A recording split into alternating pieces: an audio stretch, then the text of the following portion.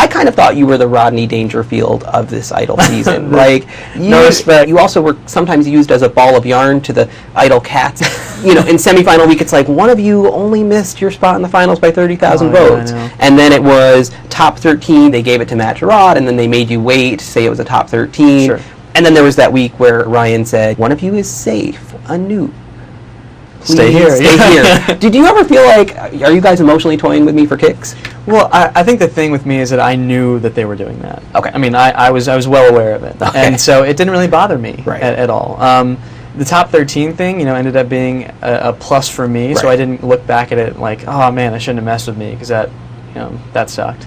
But, you know, like, towards the end, I did go up to Ryan before this past show, just say, hey man, just don't mess with me tonight. I'm just not feeling it tonight. Right. And you know, I think he made mention of it on the show even. Anoop, after that vote, you said get right to it, Ryan. Tonight, I'm gonna get right to it. You are in the bottom 3. All right. I don't think that Ryan messes with people he doesn't think can handle it. And Right. you know, we have a pretty good rapport, and I think he understands it. I understand. Right. So you were not on the brink of emotional collapse. the first couple times I was definitely in the where they announced that I was getting into the wild card show in the first place. I think that was the last time, besides getting into the top 13, that I was truly just like shaken Right. by everything. And then You're I not think used to it at that point. Right, you're not used to it. And then they continued to do it, maybe hoping that I would do the same thing, which, you know, I don't fault them for at all. It's good television, but you know, I'd gotten used to it by then.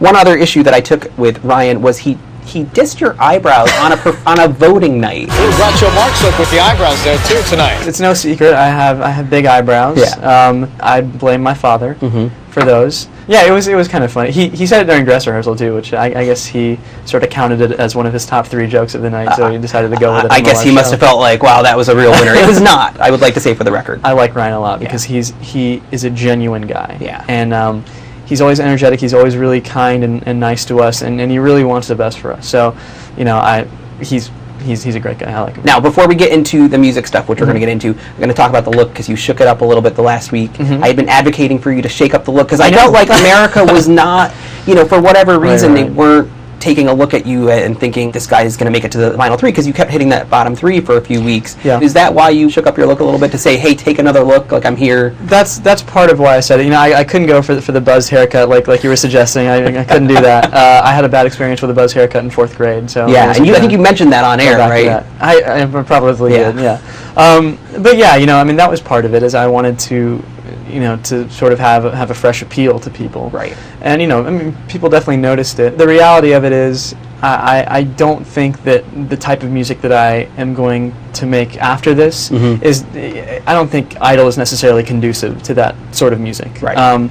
So, you know, even the R&B singers that have come out of Idol have been, you know, either very churchy or in terms of, you know, very, very gospel-y. Right. Or they've been, you know, big singers that you know, sooner or later have made it in R&B. That's not necessarily a specialty. I'm thinking, you know, of Jordan Sparks. Jordan was never an R&B singer on the show, but she's an R&B artist now. Yeah. So I think, you know, for me, coming in as someone who knew that I wanted to sing contemporary R&B, it was hard for me to sell that because that type of music doesn't sell on that show. Yeah, you know, it's not that kind of show. I mean, they never have like contemporary R&B week. It's just not. You know, which is fine because I have this stage now, and I am grateful that I've made it this far because I can take, you know, what I've given. I think what I've given people is the idea that I can sing. Yeah.